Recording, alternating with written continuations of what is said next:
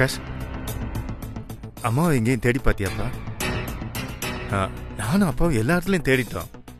அம்மா எங்க இருக்காங்கன்னு கண்டுபிடிக்க முடியலப்பா. சொல்லு ஆகாஷ், ஆண்டாளை பத்தி ஏதாவது தகவல் கிடைச்சதா? சொல்லுப்பா. பாட்டி இருக்கிற இடம் தெரிஞ்சிருச்சு தாத்தா. அம்மா எங்க இருக்காங்கன்னு தெரிஞ்சிருச்சுல்ல? நீ ஏன் அம்மாவை கூட்டிட்டு வரல? எங்க இருக்காங்கன்னு சொல்லு, நான் போய் கூட்டிட்டு வரேன். இல்லப்பா, நீங்க போய் கூப்பிட்டாலும் பாட்டி வரமாட்டாங்க. என்ன சொல்ற ஆகாஷ்? ஏன் வரமாட்டேன்றா? அப்படி உன் பாட்டி எங்கதான் இருக்கா? அவங்க ஏற்கனவே இருந்த ஆசிரமத்துல தான் இந்த வாட்டியும் போய் தங்கி இருக்காங்க. அந்த முடிச்சூர் ஆசிரமத்திலயா? ஆமாப்பா. அப்புறம் என்னப்பா, அங்க இருந்து அம்மாவை கூட்டிட்டு வந்திருக்க வேண்டியதானே? நானும் அத்தானும் எவ்வளவோ கம்பல் பண்ணி பார்த்தோம். ஆனா பாட்டி வர முடியாதுன்னு ரொம்ப பிடிவாதமா சொல்லிட்டாங்க. அங்க இருக்கிறது தான் அவங்களுக்கு நிம்மதியா. அதனாலதான் நாங்க வேற வழி இல்லாம அவங்களுக்கு நாங்க ஆறுதல் சொல்லிட்டு கிளம்பி வந்துட்டோம். ஆமாப்பா, பாட்டிக்கு இங்க வர்றதுக்கு சுத்தமா இஷ்டமே இல்ல. முடியவே முடியாதுன்னு பிடிவாதமா சொல்லிட்டாங்க. அதனால இனிமே நாம தான் ஆசிரமத்துக்கு போய் அப்பப்ப பார்த்துட்டு வரணும். மத்தபடி அவங்க இங்க வரமாட்டாங்க. ஆகாஷ், இந்த ஆண்டாளுக்கு இந்த வயசுல ஏன் தான் புத்தி இப்படியெல்லாம் போகுதோ? என்னத்த சொல்றது? சரி, அவளுக்கா தோன்ற வரைக்கும் அவ அந்த ஆசிரமத்திலேயே இருக்கட்டும். ஆகாஷ் சொன்ன மாதிரி நாம வேணும்னா அப்பப்போ ஆசிரமத்துக்கு போய் அவளை பார்த்துட்டு வந்துடலாம். அவ்வளவுதான், வேற வழியே இல்லை. இந்த வயசுல எதுக்கா அம்மா ஆசிரமத்துல இருக்கணும்? என்னதான் கோபம் இருந்தாலும் அவங்க இப்படியா பண்றது? அவங்க ஏற்கனவே உடம்பு சரியில்லாதவங்க. வேலை வேலைக்கு மருந்து மாத்திரை எல்லாம் சாப்பிடணும். ஆசிரமத்துல அதெல்லாம் யார் கரெக்டா ஃபாலோ பண்ணுவாங்க? உங்க அம்மா ஆசிரமத்துல இருக்கிறது உங்களுக்கு கஷ்டமா இருந்தா அவங்களுக்கு துணையா நீங்களும் போய் அவங்க கூடவே இருங்க. என்ன முறைக்கிறீங்க? நான் உண்மையதான் சொல்றேன். நீங்க வேணும்னா உங்க அம்மா கூடவே போய் தங்கிக்கோங்க. சும்மா எப்ப பார்த்தாலும் அவங்களுக்கு இதே வேலையா போச்சு. பண்ணக்கூடாத தப்பெல்லாம் பண்றது. அதுக்கு ஆகாஷ் அவங்கள கண்டிச்சா உடனே சின்ன பிள்ளை மாதிரி ஏதாவது ஆசிரமத்தில் போய் உட்கார்ந்துடுறதா? இதெல்லாம் என்ன பழக்கங்க? உங்க அம்மா வர வர ரொம்ப அழிச்சாட்டியம் பண்றாங்க. எதுக்கு எடுத்தாலும் அம்மா குறை சொல்லிக்கிட்டே இரு.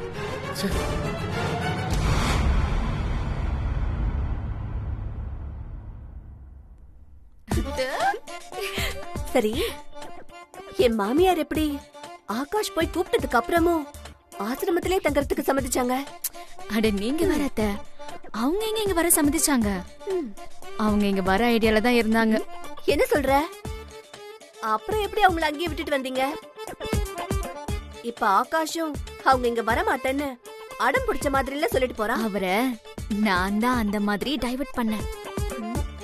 புரியலையே அத்தை.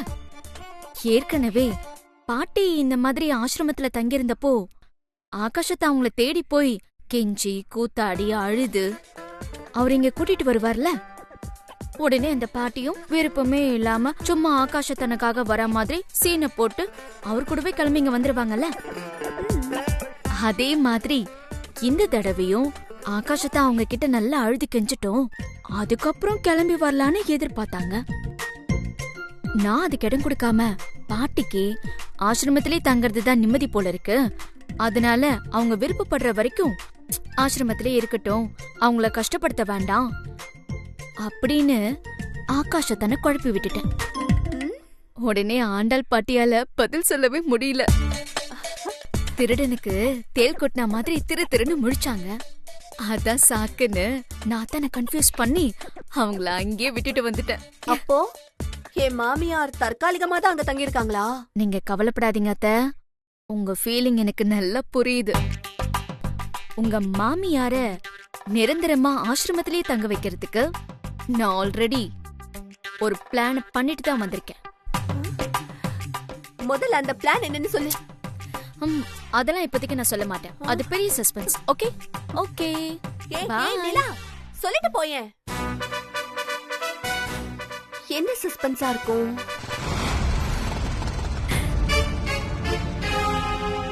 இறங்கு, நீ சொன்ன இடம் வந்துருச்சு, போ. பணத்தை கொடு, நான் கிளம்பணும். என்ன சித்து, உங்க மேனேஜர் எதுவும் சொல்லலையா? நான் உங்களை இன்னைக்கு ஈவினிங் 6 மணி வரைக்கும் புக் பண்ணிருக்கேன். அப்புறம் இன்னைக்கு நான் சொல்ற இடத்துக்குலாம் நீங்க கூட்டிட்டு போகணும். இல்லனா உங்க மேனேஜர் உங்களை வேலையை விட்டு தூக்கிடுவாரு. அந்த மேனேஜர் என்னோட ஃப்ரெண்டு தான். அதனாலதான் நான் கேட்டதுக்காக அவர் டெய்லி என்ன பிக்கப் டிராப் பண்றதுக்கு உங்களுக்கு ஸ்ட்ரிக்டா ஆர்டர் போட்டிருக்காரு.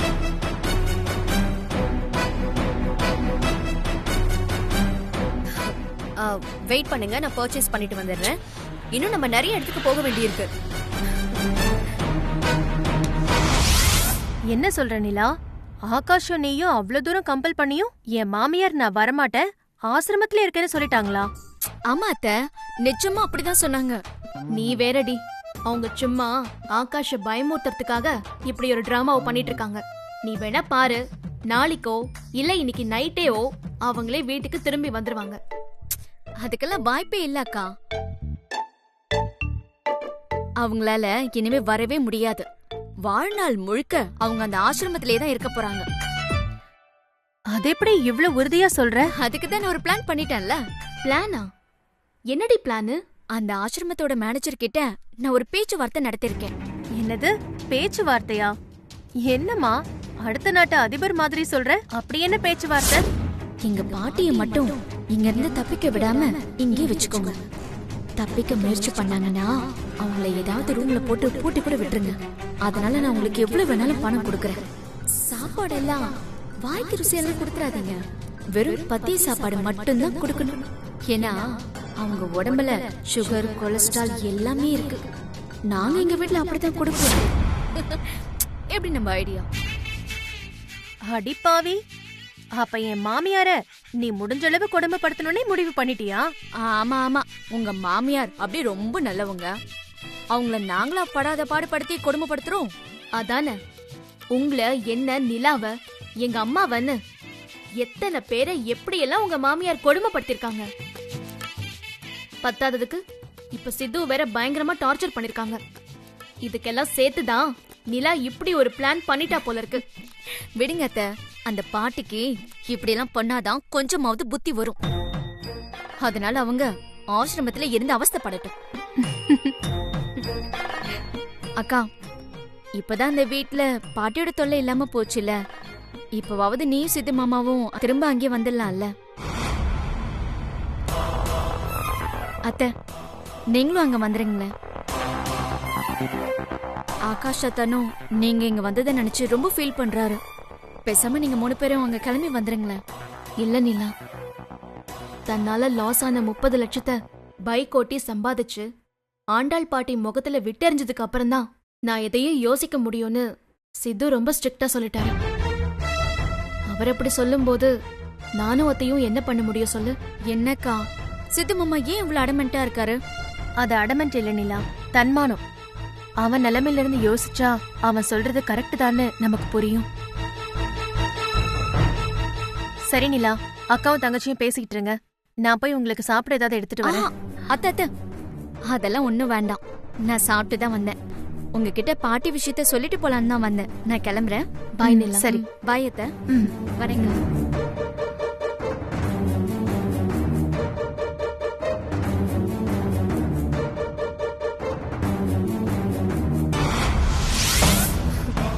சித்து சித்து, நிறுத்துங்க நிறுத்துங்க. என்ன? இன்னைக்கு இது போதும். ஆனா நாளைக்கு நம்ம 2 பேரும் பீச், தியேட்டர், ஹோட்டல்னு எல்லா இடத்துக்கும் போய் ஜாலியா சுத்தி பார்க்கலாம். போதுமா தாயே? இனிமே உனக்கு கம்பெனில வண்டி ஓட்டணும்னு சொன்னாங்கன்னா நான் வேலையே வேணான்னு முடிவு பண்ணிட்டேன். சித்து, அவசரப்பட்டு அந்த மாதிரி முடிவெல்லாம் எடுத்துறாதீங்க. டெய்லி நான் உங்களை பார்க்காம எனக்கு தூக்கமே வராது. உனக்கு தூக்கம் வரலைனா ஏதாவது நல்ல தண்டவளமா பார்த்து தண்டவளத்துல தலையை வச்சு படுத்துக்கோ. நிம்மதியா தூங்கிடுவா. போயிட்டு வரவா? சித்து,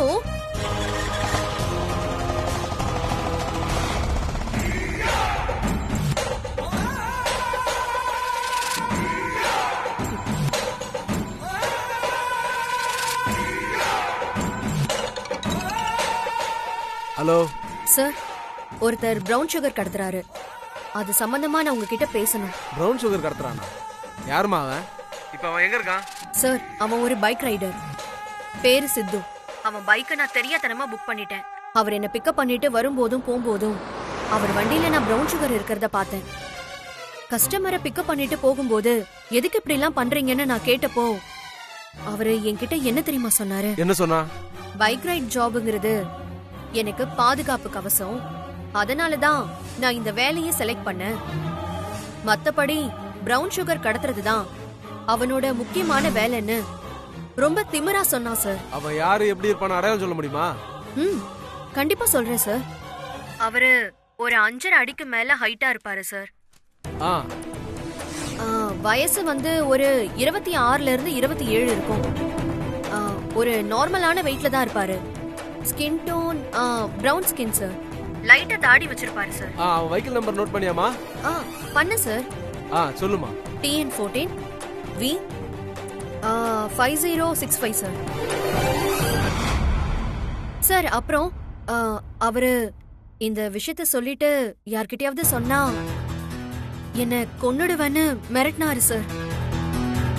எனக்கு எந்த ஆபத்தும் வராம நீங்க தான் கொஞ்சம் பாத்துக்கணும் சார். ஒன்னும் பயப்படாதமா, நான் பாத்துக்கிறேன். நீ இன்ஃபர்மேஷன் கொடுத்ததுக்கு ரொம்ப நன்றிமா. உன் பேரு உன் வீட்டு அட்ரஸ்லாம் கொஞ்சம் சொல்லு. Hello hello.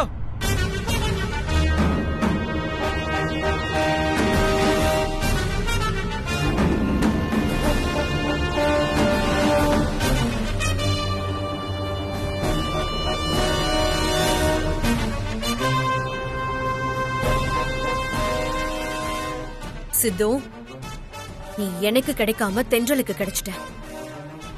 ஆனா நான் உன்னை அவ கூட நிம்மதியா வாழ விட மாட்டேன். நீயும் தென்றலும் நிம்மதியா வாழவே கூடாது. அதுக்காக தான் நான் உன்னை இப்போ ஜெயிலுக்கே அனுப்ப போறேன். இதனால எனக்கும் சந்தோஷம், ஆண்டாள் மேடமுக்கும் சந்தோஷம். ஆனா உனக்கும் தென்றலுக்கும் நரக வேதனை. நல்லா அனுபவிங்க.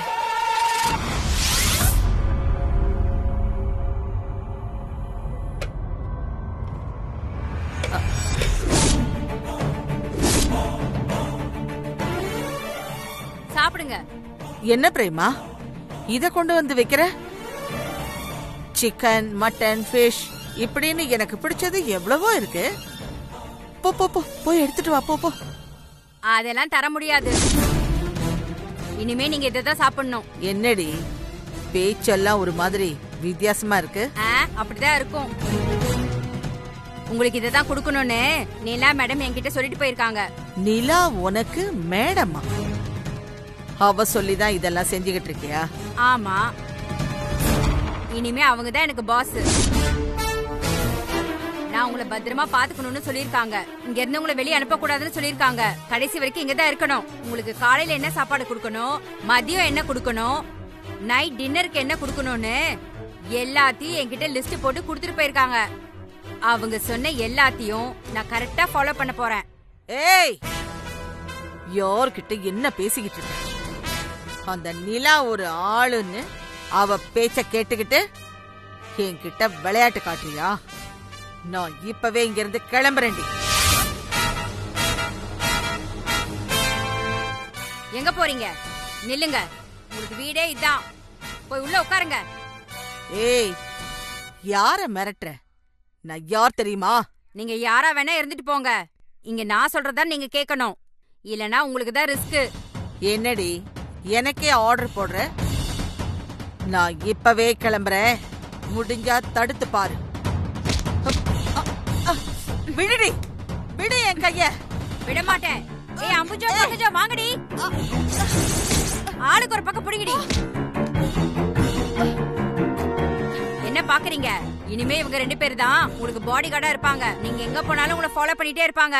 அதனால இங்க இருந்து நீங்க தப்பிக்கிறதுக்கு எந்த முயற்சியும் பண்ண கூடாது. மீறி முயற்சி பண்ண என்ன ஆகும் தெரியுமா? ஏ காளியம்மா, இங்க வா. இந்த அம்மா கிட்ட உன் கைய காட்டு.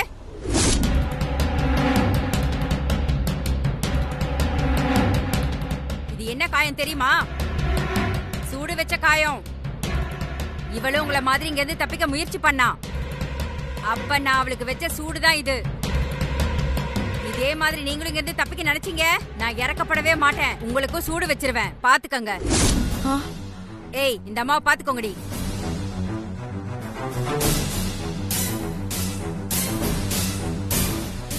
ஆஹா, சொந்த காசுலயே சூனியம் வச்சுக்கிட்டோமோ?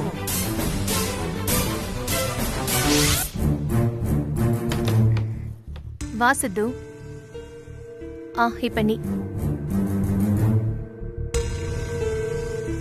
என்னாச்சு சித்து, ரொம்ப டயர்டா இருக்கா? முகம்லாம் ஒரே டயர்டா இருக்கிற மாதிரி இருக்கு. சரி இரு, நான் உனக்கு காஃபி எடுத்துட்டு வரேன்.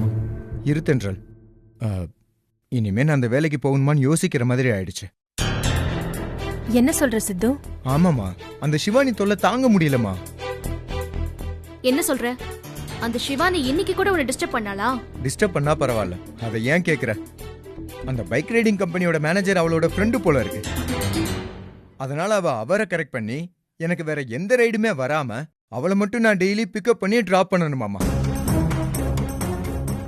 நாள் முழுக்க அவ என் கூட ஊர் சுத்த போறாளாமா. நானும் மேனேஜர்ட்ட முடியாதுன்னு தான் சொன்னேன். ஆனா அந்த ஆளு கேக்குற மாதிரியே தெரியல. அந்த சிவானிய ரொம்ப பிடிவாதமா இருக்கா. அதான் பேசாம இந்த வேலையை விட்டு நின்னுறலான்னு இருக்கேன். சார் இந்த வேலையெல்லாம் விட்டீங்கன்னா அதுக்கப்புறம் எப்படி ஆண்டாள் பாட்டிக்கிட்டே நீங்க பட்ட 30 லட்சம் கடன் எல்லாம் அடைப்பீங்க?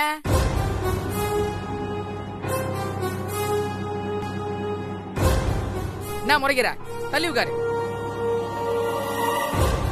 இப்ப சொல்லு, எப்படி 30 லட்சம் கடன் அடைக்க போறேன்? இங்க பாருங்கம்மா, உங்க புள்ளைக்கு தயவு செஞ்சு நான் சொல்ற மாதிரி கொஞ்சம் புத்திமதியை எடுத்து சொல்லுங்க. தென்றல், நீயும் நான் சொல்றத கொஞ்சம் எடுத்து சொல்லு.